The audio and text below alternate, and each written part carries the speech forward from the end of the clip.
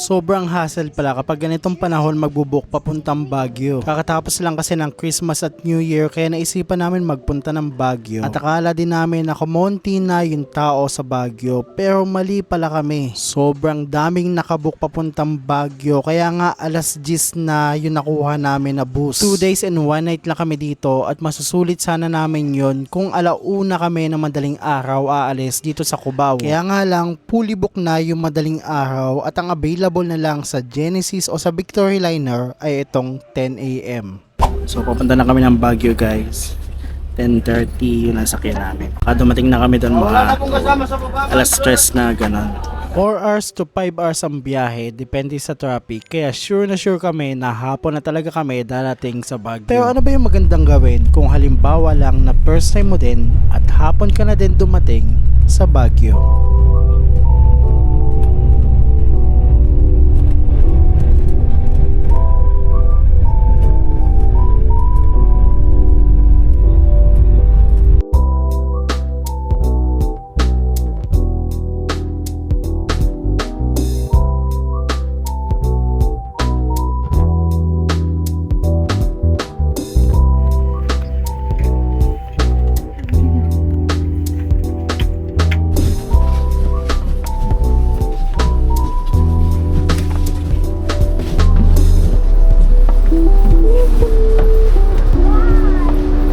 Touchdown Baguio.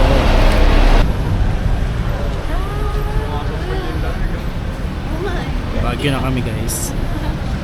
At papunta na kami sa hotel namin dahil 4 PM na. So ipapakita ko sa inyo yung hotel na tutuluyan namin. Kasi sobrang mura lang doon. Ano masasabi mong nasa Baguio ka na? Masaya. Anong pakiramdam? Super saya. Super saya. So ganito sa Baguio ngayon guys. Sobrang traffic. Ang date nga pala ngayon is January 2, 2026. So sobrang dami pa din tao, sobrang daming pasahero. Kahit yung online booking, fully book lahat. Saan ka na dito?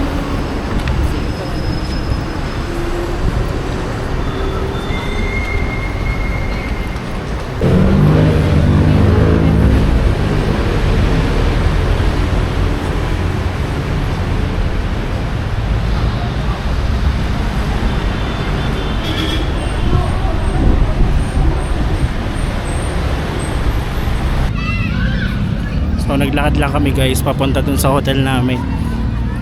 Kasi rush hour na ngayon, wala na gaanong masakyan na taxi. Punuan na. Malapit naman na kami. Dito lang yun sa may Burnham Park.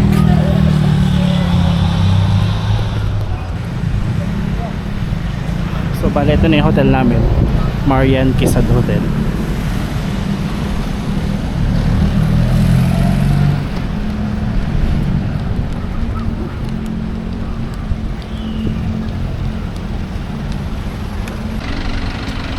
So bale ito siya, Marian Quezad Hotel. Dito lang siya sa may Quezad Road, sa tapat ng o sa likod ng Burnham Park. Dito yun. Ito nga pala yung Marian Quezad Hotel at nabook ko to sa Klook for only 2,000 plus lang at 5 na kami doon. O diba, sobrang mura niya lang. Tapos sobrang lapit niya lang sa Burnham Park. Kaya kung nagbabala kayo, pwede nyo din tong i-book sa Klook. At huwag nyo kakalimutan yung code ko na JC Cobra Klook at magkakaroon kayo ng 5% discount kung bago pa lang kayo sa Klook at 3% naman kung matagal na kayong gumagamit ng Klook.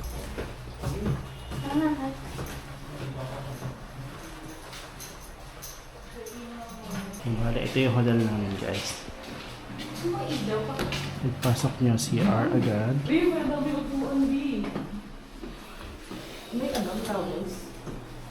May heater.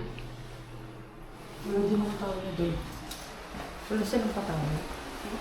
Patawad mo. Yung tawad mo. May 3 queen size bed. Yung last time ba may patawad? May TV. Kaya mo naman po sa baka naman nasa drawer. Saan yung drawer? Ito yung view namin. Hindi ako pwede dito. Tapat ng Burnham Park. Parang tayo ka, wall to wall. So, So, ganun lang siya kasimple. So, dito ay umalis muna kami ng hotel dahil nagugutom na kami at hindi pa kami nagtatanghalian. At nakita ko na malapit-lapit lang pala dito yung Good Taste. So, according sa map from the hotel, mga 5 minutes walk lang daw, nasa Good Taste na tayo.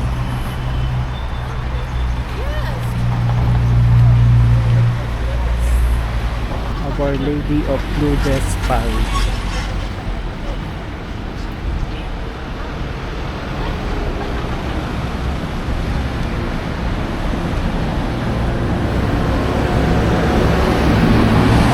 Ito pala yung Burnham Suites. Sorry, Burnham Suites. Laki niya din, oh. Yan, lalagay ko lang yung code dito sa baba, guys. Yung mga madadaanan natin na hotel na sure naman na malapit sa Burnham, sa Session. Papakita ko sa inyo. So nagutom na kami ngayon at titingnan namin kung wala masyadong pila sa Good Taste. Guys, nandito yung Baguio Benguet Pine Tourist Inn at saka yung Dennis Inn. And nandito lang yung yung Burnham Park.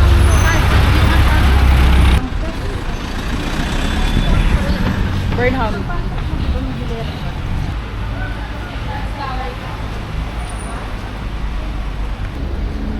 Yung jeep dito.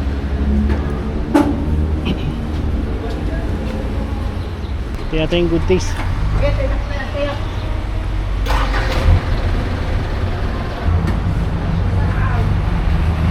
Wala yata sarado yata. So mukhang sarado yung Good Taste, guys.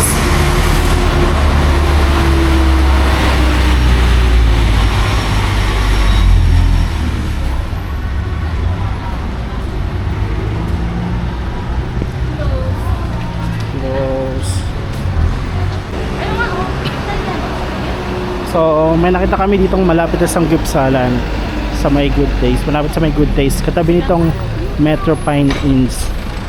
Itong Unlimited Sanggupsal, 199 lang. So, mukhang ete siya.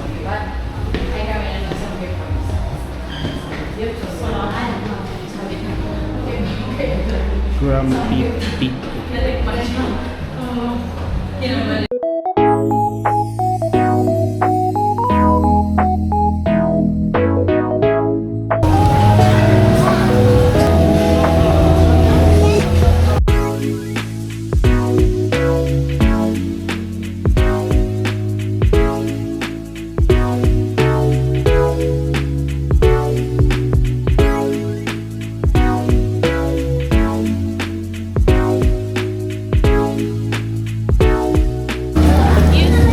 Yung mga order namin, guys. Yung mga na-kimchi na yun mga sa akin. Renikot!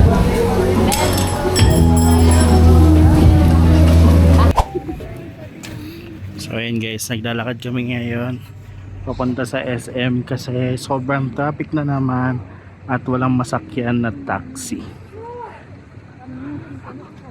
Manonood sana kami ng sine ng 8:30 kaya lang parang hindi na kaya kasi 8:15 na, tapos maglalakad pa kami and then andun pa yung SM dyan.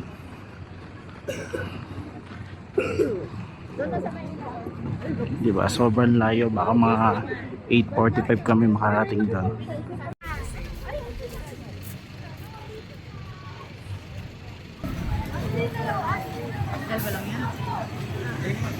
Sobrang dami pa din tao ngayon dito sa Baguio, guys. January 2, 2026. I think ito yung mga last minute gala.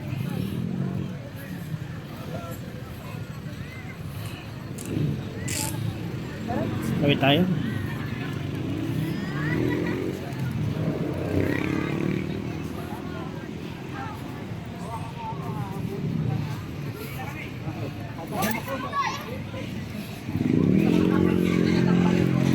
And guys, 8:41 na at malapit na kami sa SM Baguio. Dito na kami dadaan sa may basement para shortcut. So nandito na kami guys sa SM. At ito na yung pinakataas ng SM.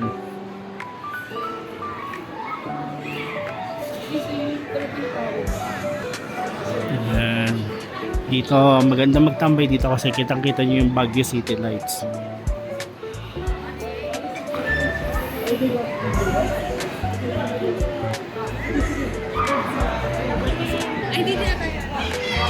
Maganda dito? Ha? Maganda dito? Okay, sama ni Kuya tayo.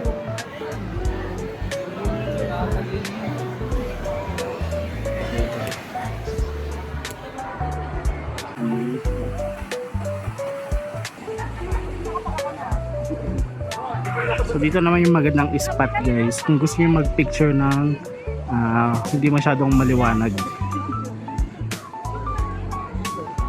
Ganito.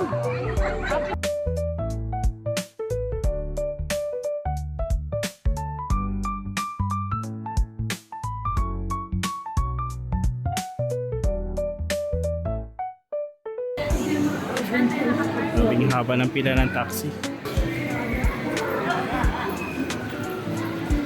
Di ba doon yung pababa?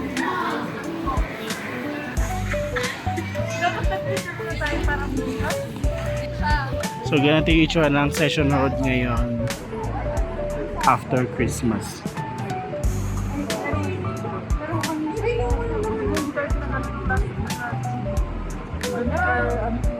Sige, na-expect ko na yun. Na-expect ko na siya magaganon tayo. Kaya sabi ko na dito, pero hindi siya sa inyo. Yung ganda nila. Ito na, kanta mo ka.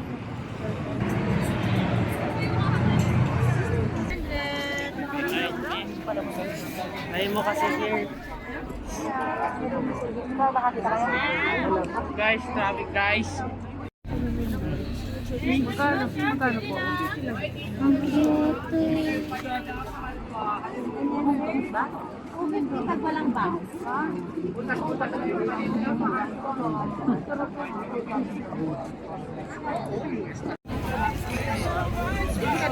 Melbourne. Magkano?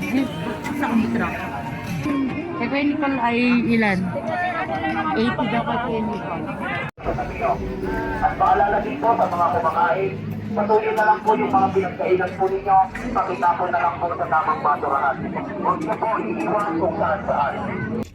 So time check, alas 11 na at nasa Burnham Park na kami. Pabalik na kami ng hotel. Dito sa may hotel namin guys, ang lapit lang nitong yan, Orchard Hotel at saka itong 456 Hotel.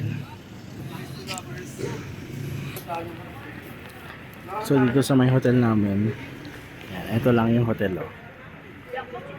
May malapit na convenience store. Ayan. And then kung medyo matagal kayo dito sa Baguio, pwede kayo dito magpa-laundry, katabi lang din ng convenience store. Diba? Napakagandang location. Tapos katapat lang itong Burnham Park. Hello guys, so it's our second day dito sa Baguio. At kagabi is naglakad-lakad lang kami dyan sa may night market. And manonood sana kami ng sine, kaya lang hindi natuloy. Dahil medyo natagalan kami sa Sanggipsalan. So ngayon naman is nag-book lang kami ng taxi. Sorry, medyo pause-pause ako ngayon kasi sobrang lamig kagabi, nawawalan ako ng boses.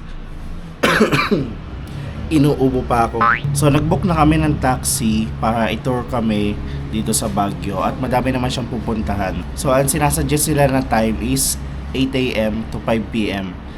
Kaya lang medyo nakatulog kami na mas matagal. So sabi ko kung pwedeng 10:30 to 5 PM. And pwede naman daw. And ang babayaran na lang instead of 4,000 is 3,800. Hindi ko alam kung sulit ba yon. So baka may mas sulit pa doon, pwede nyo i-comment dyan sa may comment section kung ano ba yung strategy na ginawa nyo nung nagpapabook kayo ng mga city tour. So madami naman binigay na mga pupuntahan yung driver na binook namin. I think mga 14 yata yun. Kaya lang since 10:30 na kami mag-i-start and dadaan pa yata kami sa SM para mag-iwan ng bag doon kasi mag-check out na din kami. Baka madaliin na lang namin yung ibang pupuntahan. And nagsabi pa ako na isama yung Dragon Treasure, yung bagong tourist attraction dito sa Baguio para makita nyo din, di ba? So ayun lang, medyo pausap-usap ako ngayon, pero sige, ituloy na natin itong vlog natin. See you mamaya sa mga pupuntahan namin. Yan guys, nakasakay na kami sa taxi at ang first destination namin is Dragon Castle.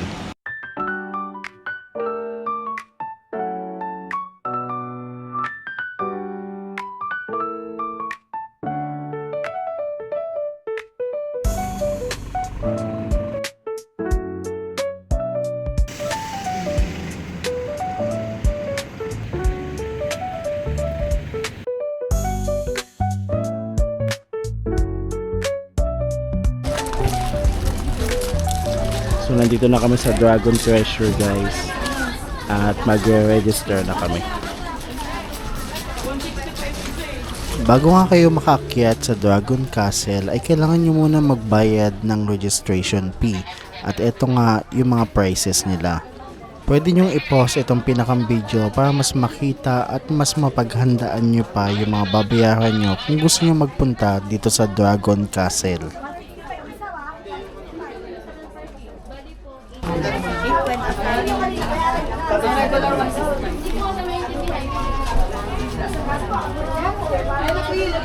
Pagkakuha nga ng ticket ay may mag-a-assist sa inyo dito sa may gilid at sasabihin niya kung saan kayo pupunta at kung anong susunod yung gagawin. Masasakay pa pala ng shuttle kapag pupunta sa Dragon Castle kasi nandun siya. And mahaba yung pila. Sana mabilis lang. Dito sa may antayan ng shuttle, ang sasakyan, may food court na din at may CR. Kaya lang, medyo mahaba talaga.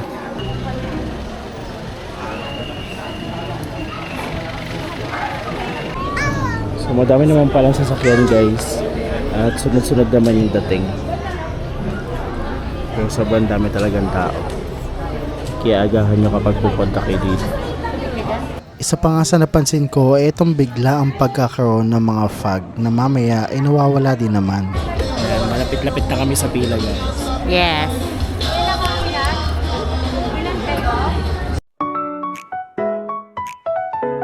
Sa dulo ko muna.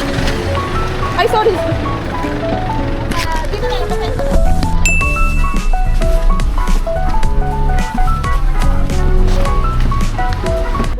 Welcome sa bagong atraksyon dito sa Baguio, at ito nga yung Dragon Treasure Castle na official na binuksan noong February 10, 2025. Located nga pala to sa Jade Street, Irisville Subdivision sa Upper Irisan, at approximately 15 to 20 minutes drive siya simula sa Baguio City Hall. Ang operating hours naman nila ay simula 6 AM hanggang 6 PM lang. Kung mapapansin nyo, yung structure niya ay katulad lang sa Igorot Stone Kingdom, pero magkaiba sila ng vibe kasi yung vibe dito ay katulad sa popular series na The Game of Thrones. So nandito na kami guys sa taas ng Dragon Treasure, at isa sa napansin ko dito ay sobrang daming tao, as in sobrang haba ng pila sa sasakyan pa lang. Pagkababa, ang haba ulit ng pila. Inabot yata kami ng almost 1 hour. Kaya kung nakatour kayo, dapat mas maaga pa kayong pumunta dito kasi kakain talaga to ng oras.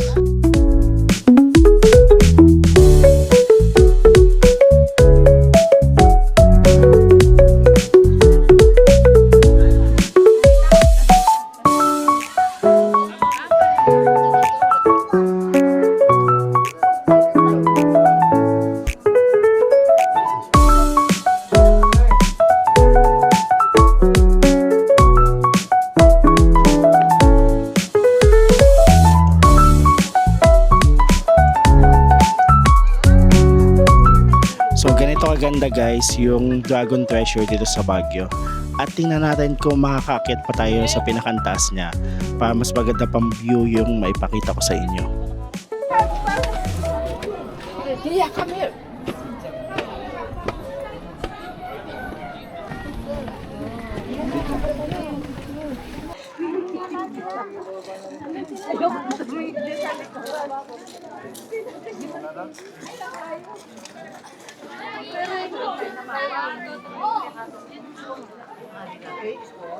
So nandito na kami guys sa pinakatuktok nitong Dragon Treasure at ganito kagandang view yung makikita nyo. Ako yung view.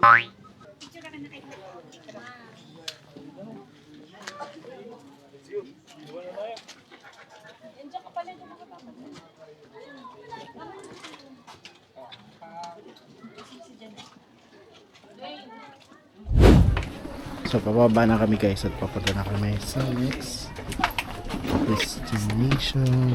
Ayaw tumaas ni Auntie Maika.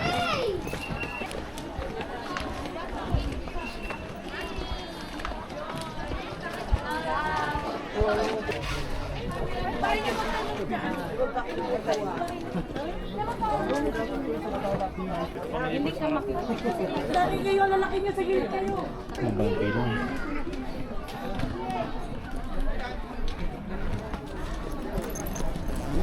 So ayun guys, pababa na ulit kami sa Dragon Treasure. Pabalik na kami ng shuttle at kung nakikita nyo is mahabang pila ulit.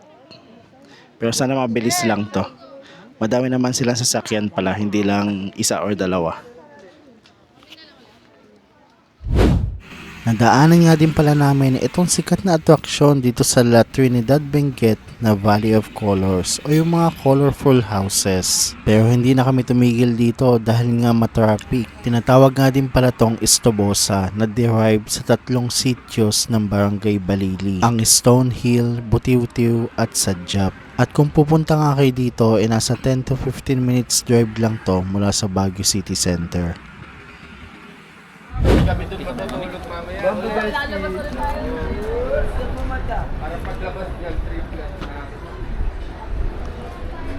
So ang next destination namin dito sa Baguio guys, etong Lourdes Grotto sa Baguio. At mukhang mahaba-habang akyatan ang gagawin namin dito kasi sobrang taas ng Lourdes Grotto. Kaya tayo na, let's go!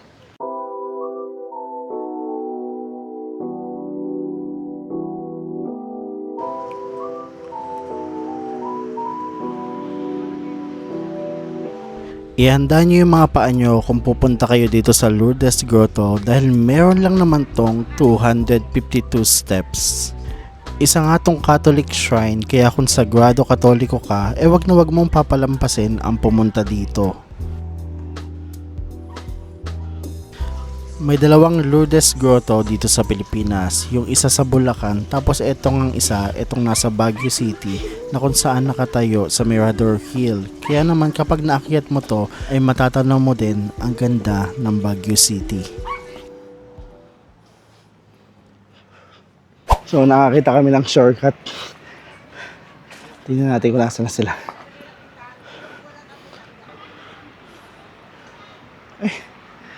Nasa sila? Baka sinunod. So nagpapahinga lang muna kami dito guys sa may taas o medyo taas ng grotto. Lourdes Grotto kasi sobrang pagod na. At kahit malamig mapapakain ka talaga ng ice cream. So kung pupunta kayo dito guys, expect nyo na ang madaming hingal at pagod. Kasi tingnan nyo yung nasa likod ko. Sobrang layo na ng hinakbang namin. Bago namin marating tong welcome to Lourdes Grotto. Tapos may hagdan pa ulit. So hindi na daw nila kaya guys. Ganda ng view dito. Iba talaga yung view ng Baguio, no? Kahit nakakapagod, binabalik-balikan.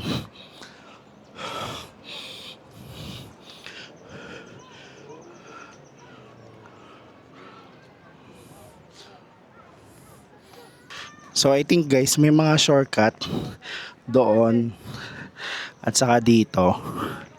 Kaya lang medyo malayo. So eto talaga yung pinakamagandang daan. Can I get the Honolulu just to get that Maui Maui? last na hagdan bago namin maakit yung pinakantuktok. Hindi pala. Hindi pala last na hagdan to. May hagdan pa pala ulit.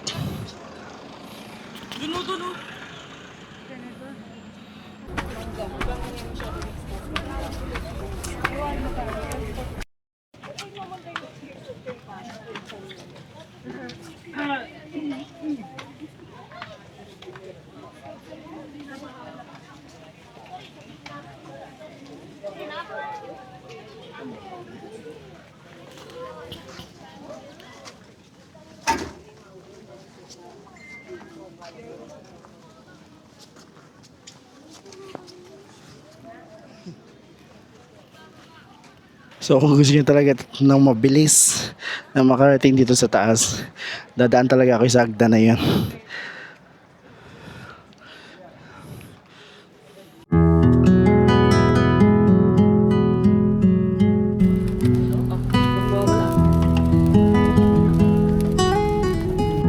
So ito na yung pinaka Lourdes Grotto mga lodi.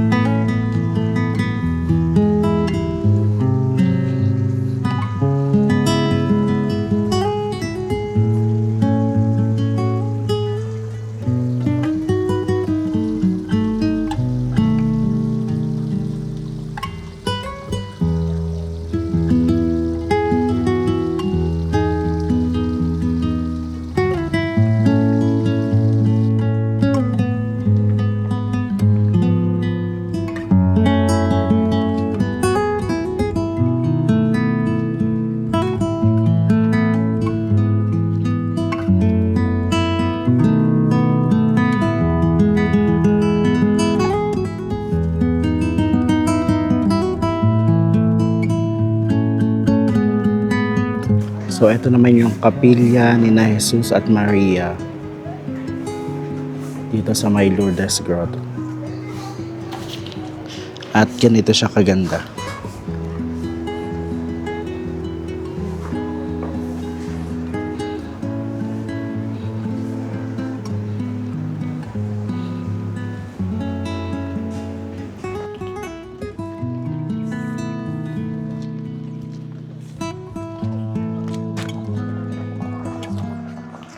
So pababa na kami dito sa Lourdes Grotto at okay naman dito kasi wala siyang entrance fee.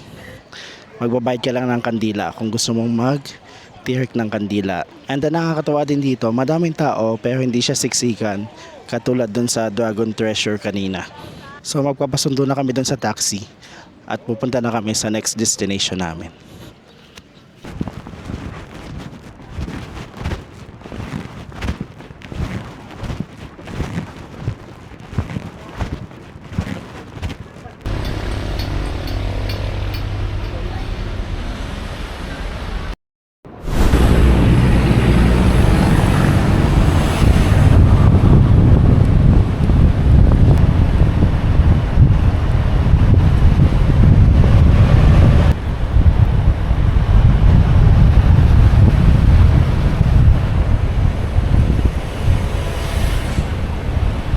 Ito nga pala yung isa sa bagong pwedeng gawin dito sa Stone Kingdom. Kaya lang hindi na kami nagpunta dito kasi sure kami nakakain talaga to ng malaking oras dahil ang haba ng pila dito.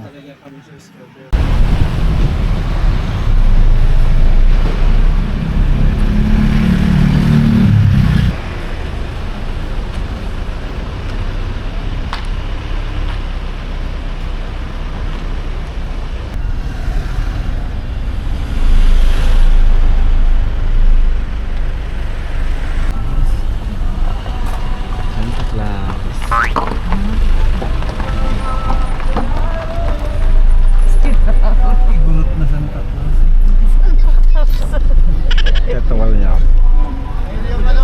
Ayun si Mr. Right mo, kasi.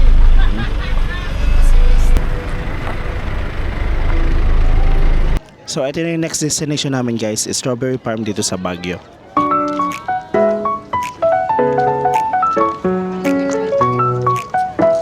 Itong Strawberry Farm ay located dito sa La Trinidad, Benguet. At isa nga to sa one of the main attractions na pwede nyong puntahan. Palagi namang may strawberries dito pero sabi nila ang best time to visit daw is between November to May dahil fresh yung mga strawberries na mapipitas nyo. Sobrang lawak nitong strawberry farm at pwede ka na din bumili ng pampasalubong dito dahil sobrang daming tindahan dito sa paligid. So dumaan din kami sa Igorot Stone Kingdom kanina at saka sa Tamawan pero hindi na kami bumaba kasi sobrang daming tao. Kaya nagdiretso na lang kami dito sa strawberry farm. Pag ganito kaganda yung strawberry farm dito sa Baguio at talaga naman dinadayo siya ng sobrang daming tao. Punong-puno nga yung parking lot kanina nung nagpunta kami. So sobrang dami din bilihan dito ng mga pampasalubong. Tingnan natin kung magkano yung mga presyo.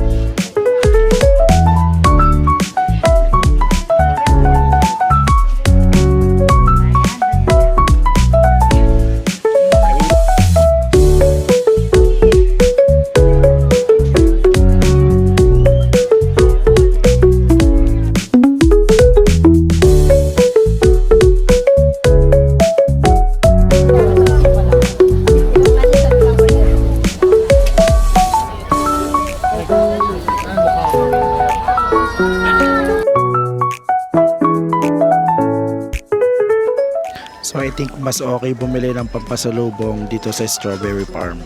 Mas mura siya compare sa Baguio Market at sa Mines View.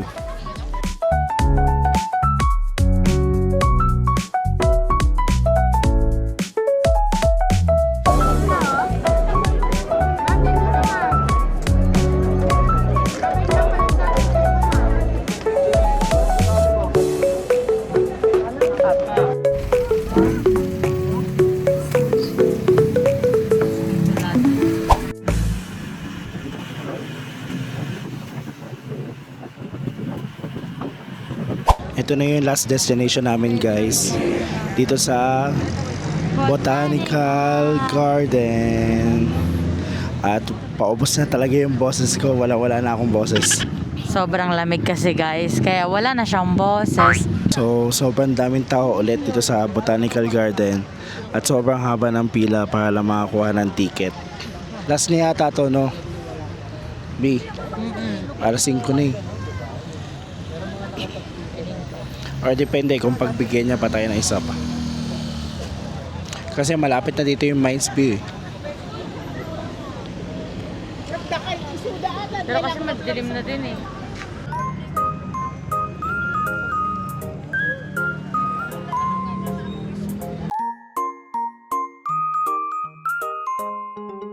Nandito na kami sa loob ng Botanical Garden at magkano yung entrance? 100 each for adult. At ang lamig.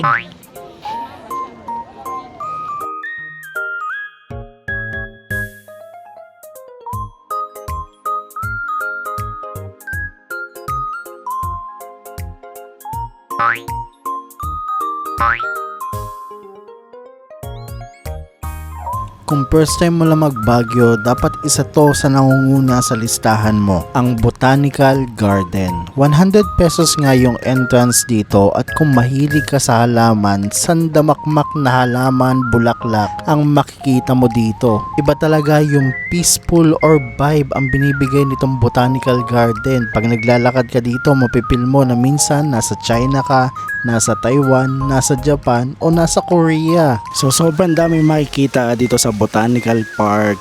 May mga tunnels, hindi lang mga halaman, may mga isda din katulad dito, hindi ko alam kung kita nyo, pero papakita ko sa inyo mamaya. At may mga bamboo katulad nito. Mas maganda sana to kung mas maliwanag tayo nakapunta, pero at least naipakita ko sa inyo na maganda pa din siya kahit medyo madilim-dilim na. Yan, may mga small bridges. Yan, may mga upuan katulad nito, para nasa Japanese place, ganun.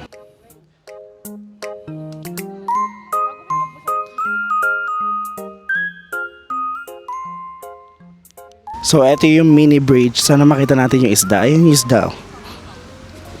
Ay, wala siya.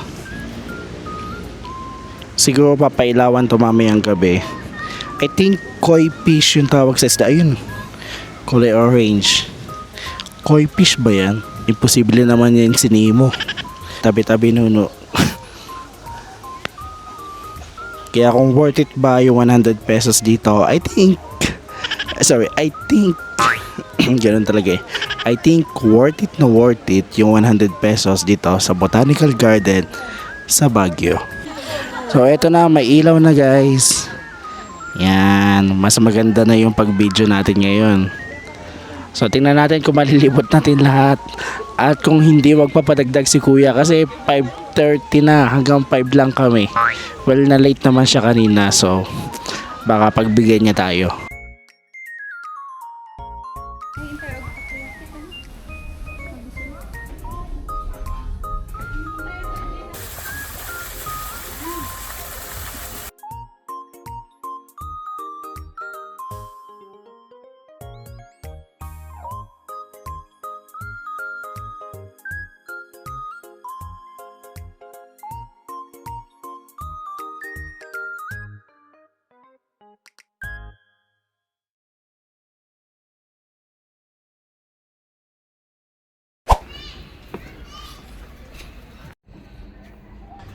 Katulad na nakikita nyo ay isang malaking garden, itong Botanical Garden. At hindi man ito yung una nyong maisip kapag pumunta kayo sa Baguio, pero wag nyong kakalimutang ilagay ito sa listahan nyo. Dating Imelda Park ang tawag dito sa Botanical Garden. At alam nyo ba na dati din siyang naging zoo? Kaya noon pa man ay sikat na to. Kaya planuhin nyo maigi kung pupunta kayo dito dahil sobrang crowded nito, lalo na kung weekends. At sobrang kukuha nga to ng malaking oras kung nagtutour din kayo katulad namin. Madali nga lang magpunta dito kahit hindi ka na mag-taxi, may mga jeep dyan sa may Harrison at makakatipid ka pa. Hi guys! Welcome to the vlog! Inabot pa kami ng gabi dito sa Botanical Garden pero naging sulit naman kasi ganito yung nakita namin. Ang ganda pala dito tuwing gabi. Para siyang isang malaking Christmas village na imbis na snow yung makita mo punong-puno ng mga bulaklak. At eto na nga yung last na attraction na napuntahan namin dito sa Baguio. So ayun guys, sunod kami na sine at nasaraduhan na kami ng mall. 1 AM pa yung schedule ng bus namin kaya naman nagpalipas oras na lang kami sa SM at nanood na lang kami ng sine. At eto nga, inabutan na kami ng closing time, as in eto na yung SM Baguio, walang katao-tao at kami na lang. 11 PM na at naglalakad na lang kami papunta sa Victory Liner. At dito na nga natatapos yung unang vlog namin sa Baguio na kahit nakakapagod ay masasabi kong sulit naman. Hindi man namin napuntahan lahat ng destination, yun na lang yung mga bibisitahin namin sa susunod na travel vlog.